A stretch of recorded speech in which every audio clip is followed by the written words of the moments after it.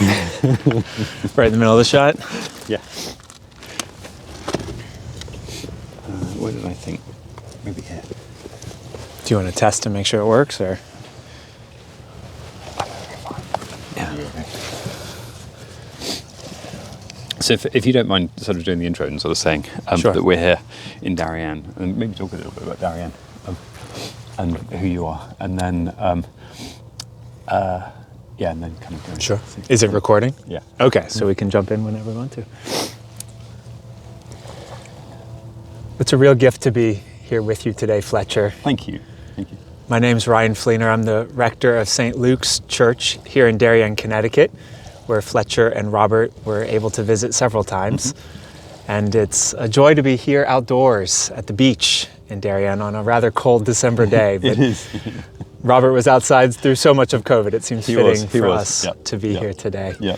Yeah. And it's great to be here. Thank you. well, it's great to have you back.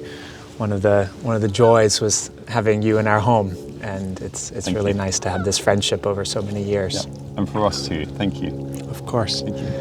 I wonder if you might just reflect on how you've been the last few weeks and how life has been since the funeral in New Haven. Sure, it's been quite a roller coaster, and I think that the initial shock has passed off, and it's been an interesting sort of few weeks. I mean, I think that one of the amazing things has been that it happened where it happened, when it happened, and so to be able to have Robert passing so unexpectedly, when we were surrounded by so many friends and loved ones, and you and Dan included, I feel very lucky in a way that it didn't happen on one of our trips in the middle of China or in the middle of the Midwest, away from anybody that we knew. And so Berkeley and Yale have become a second home for you all. It was a second home for us all. And so I think that we were really lucky in that. And I think that having Felicity and Andrew as well, and also Stephen Holton and the family gets bigger and bigger as you go out. And so even driving backwards and forwards to the city, it was such a home turf for us and have been for so many years. And it's lovely coming down the 95. I mean, it's the only lovely thing about coming down Exactly. the 95. You're on camera. You shouldn't lie, Fletcher. There's nothing lovely about 95. There's nothing lovely about 95. No. But the lovely thing about it is actually seeing all of the place names and thinking and imagining of so many friends in all those towns. And it's a good place. Yeah. And it's lovely to think that this is where Robert finished his life as well. Well, it's a blessing to have you back in this place. Thank you. Your visits over the years have been a real gift to St. Luke's and to so many. And I think, we have our friend Becket trying to recreate the cats drinking out of the milk. Yeah. We didn't even plan that. Perfect timing. Perfect timing. Yeah. Completely lost my train of thought.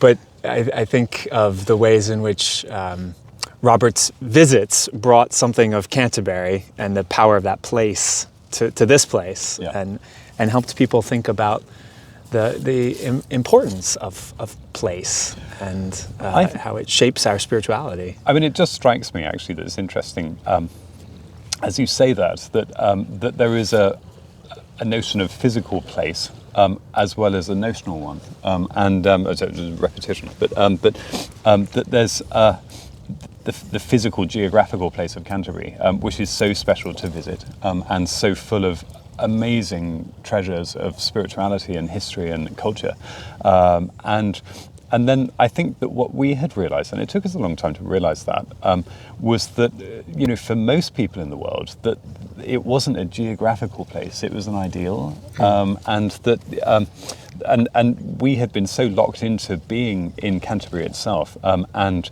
understanding how precious that locale was. And it was only when we started moving around and visiting people elsewhere around the world, and they would start talking about Canterbury and suddenly start going glossy-eyed and and just loving it. We're all guilty of that. I think we are too. But it was sort of interesting, and it was that really that unlocked it for us to understand really the global scope of Canterbury, but also the way in which it was almost the perfection of what everyone strives to be and what everyone strives to do, and that put a huge amount of responsibility on us to always try and live up to that. And so there's a lot of pressure that goes with that when you're in the hot seat. But it was something which we'd always seen as being such an enormous privilege, and such a lot of fun too. So. Yeah. Well, I certainly remember the first time I met Robert was in Canterbury as a student at Berkeley, going on pilgrimage, and the incredible hospitality that you all showed us there, welcoming us into your home and feeding us so lavishly, and then that candlelight tour of the cathedral that so many people talked about. And it is magical. It leaves you glossy-eyed, and it's a special thing.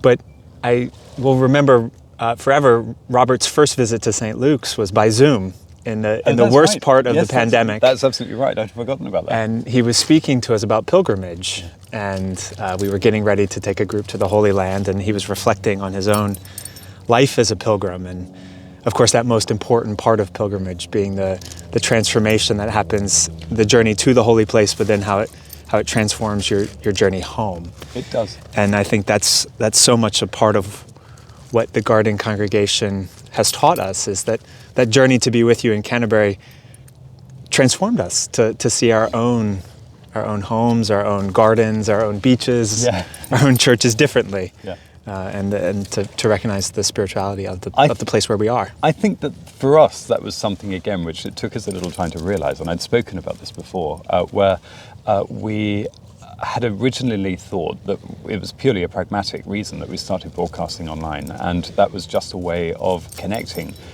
with 2 or 3 people of our own congregation, and then we thought that it would be very distant, very aloof, because we were connecting in a virtual way. And I think I've said to you before that one of the things that Becket's comfortable, that one of the things that Robert was most touched by the wonderful letters and cards that came in by so many members of the Garden congregation, was the fact that actually he'd reached into their hearts in a way that he could never have done when he was standing in the pulpit with thousands of people in the cathedral, and I think that level of intimacy in a space which was friendly and home for so many people meant that that actually there was that real sense of sort of personal connection, and I think that if you move that into the pilgrimage aspect, that Robert was, he was quoted in Time magazine as having said this, that actually for him pilgrimage wasn't, ideally it's a combination of body, mind and spirit, and it's when each one of those, along with the Benedictine rule,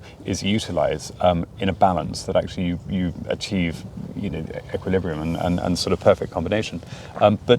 But actually, for many people, they don't have an equal balance of those for whatever reason. And even if you're aged and not able to travel because of the expense or because of physical limitations, and so many other reasons, that actually that doesn't mean that you can't effectively be a pilgrim in your own armchair. That it's about a journey, and as you say, it's about a journey to a place and then coming back. And so it's the reflection of the experiences that you've had on the way there, as you retrace back closer and closer and closer to the familiar, back to your home.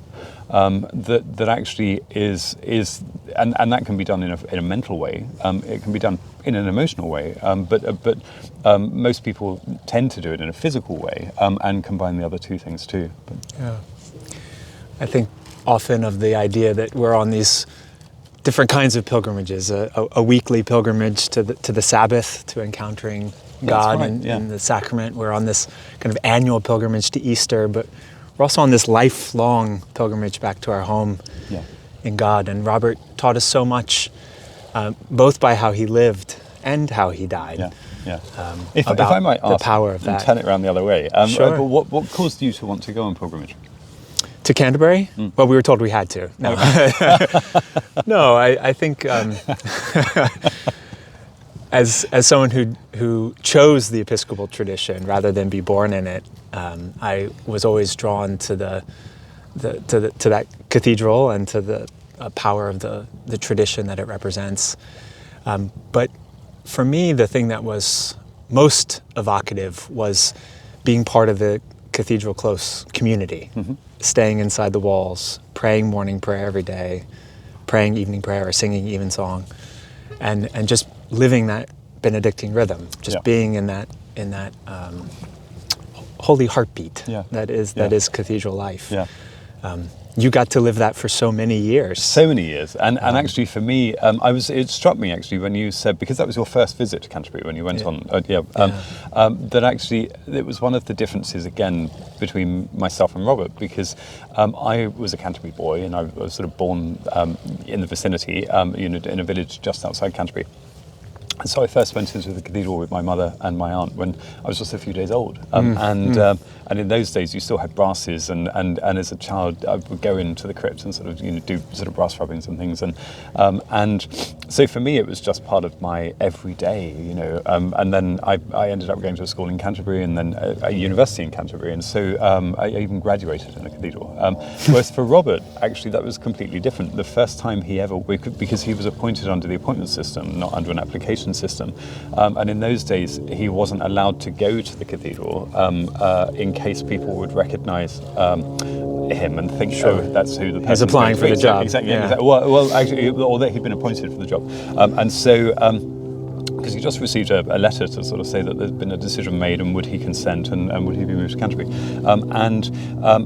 and so he came to Canterbury for the first time when I think this is right, when he was actually appointed, and the extraordinary thing was that he came in. You'll remember that in front of our house there was the big green, the green court, the Prior's Green, and there was the original great gateway or doorway into what had been the Priory, because the original deanery was 20 times bigger than the current one, and the doorway then became known as the Dark Entry, and there were lots of stories about ghost stories and various other things. And Nell, the maid who touched you on the shoulder, if it was after 9 o'clock on a Thursday, you wouldn't wake up the next morning. All these stories, which the kids at the school love, of course. But all buildings have them.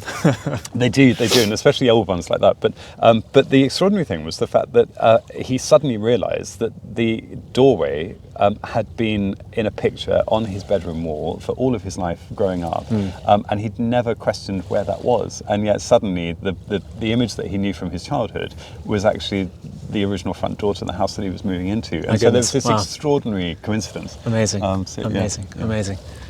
So I'm curious, and I hope you'll be willing to share what it's been like to move from behind the camera to in front. I'm still finding out. Yeah. So, maybe we should ask some people back home.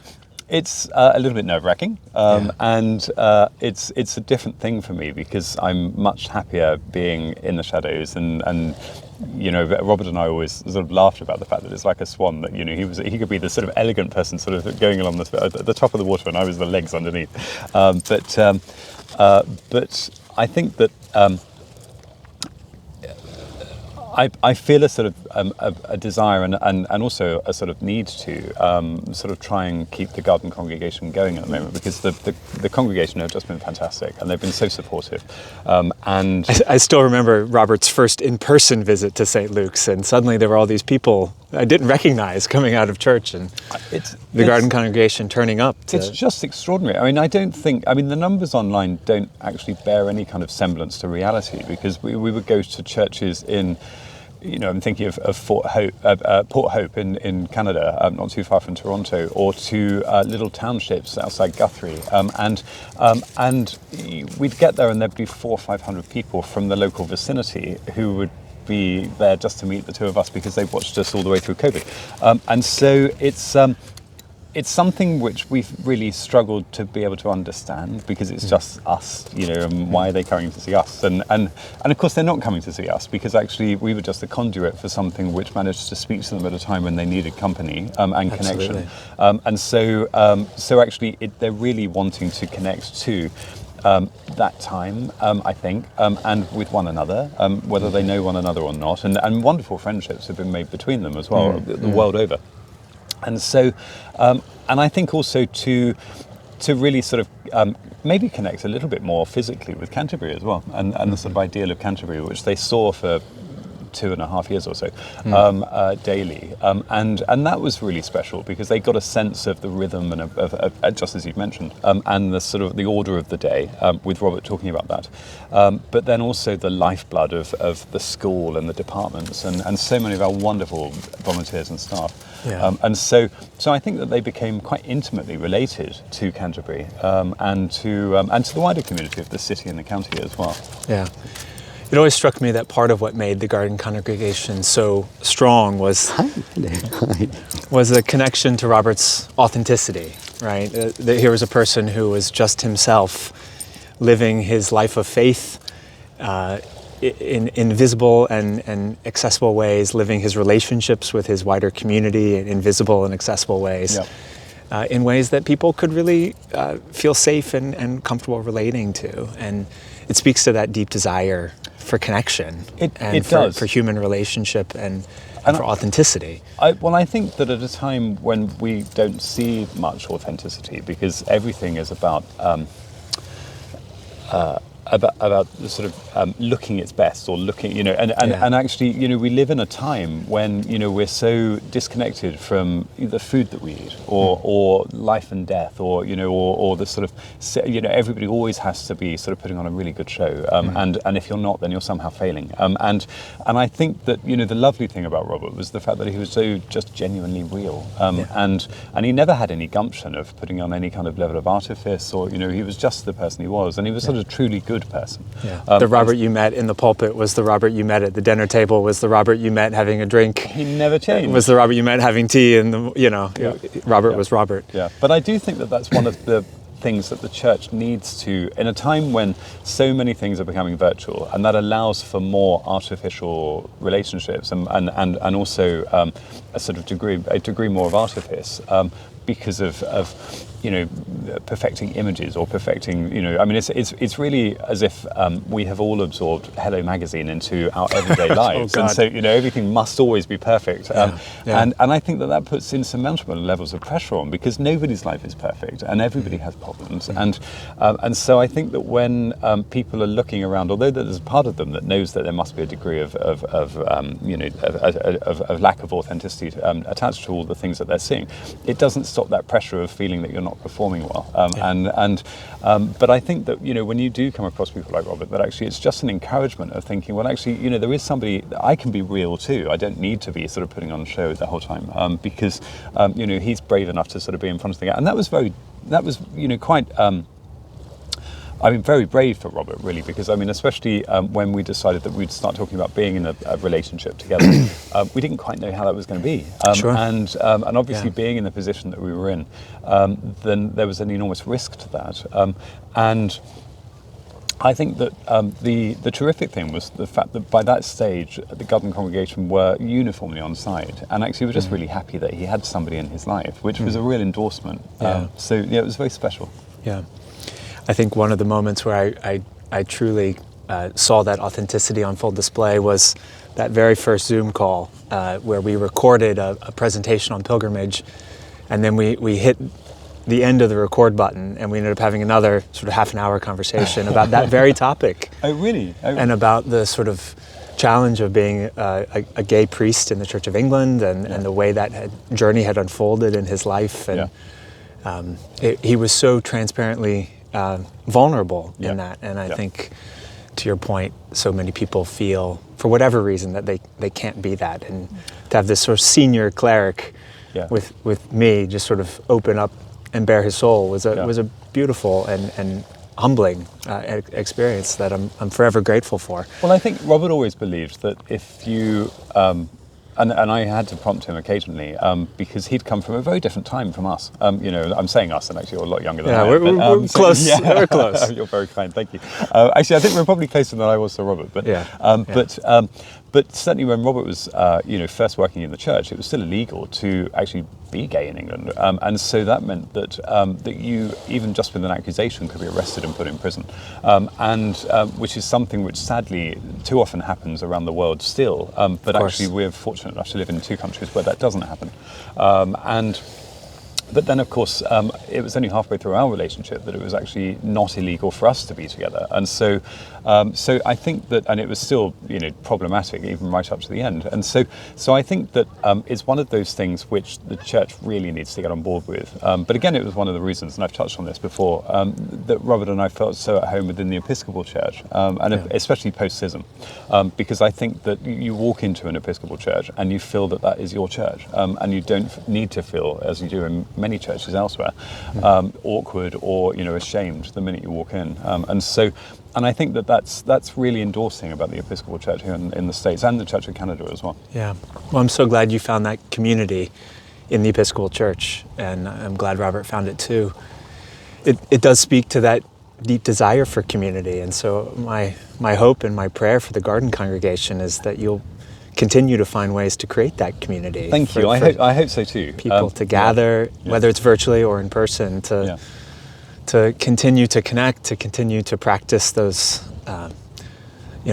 be in spaces where they can be vulnerable and transparent about their own lives of faith and the journeys they're on and the challenges they face and how God is present to them in all of it. Well, I think to that note, I think that the fact that Robert was brave, or seemed to be being brave, that it encouraged others to be brave. And I think one of Robert's big things was always encouragement, but encouragement with kindness and patience. And I think that if you can create that, and I know that you do very well in your beautiful church, and actually you've got a terrific community here. But I think that it's also one of the great hopes for the church, that at a time when everything is becoming so distant and virtual, that actually meeting around the table is one of the things that you can't really replicate. I mean, not even people close. have tried to do not it, even close. But it's not the same. And so I think the fact that people by nature have to come together, and people in the future will I think we're a sociable species, and so we need to have that physical contact of coming in close proximity. And so even if we have the Whole Foods deliveries at home, or we go to our home gyms or whatever it might be, that you can't replicate church in the same way. One hopes that in the future that might encourage more people to come together in community around sort of spiritual connections, and I think that the church is one of those examples where that they've got a responsibility, not just an opportunity, to make sure that they are that meeting point. Yeah, and it's both end, right? I think the ministry that you and Robert had online is a reminder that it's not that desire for in-person community doesn't mean that there's not a space for the virtual as well. It can ignite the hunger for it is. For I mean, I think community. that it's one of the things that we've always been very nervous about, because somebody once said to us that this is terrific, because if we have everything online, then it means that we can shut the churches and save a fortune. And we thought, oh my God, we're horrified that anybody, especially somebody that shouldn't have been thinking that anybody could possibly think that, because that would be the end of. This project, we just thought if that's what people are reading into this, then we're going to stop this immediately, because we don't want to be a cause of that, and so we had only intentionally. As things started growing, originally it was just a point of contact, and then things started growing and more people started connecting with us. And so we had wanted to be really pew warmers at a time when people couldn't go into the church, and then when they could start going back in, signpost back in.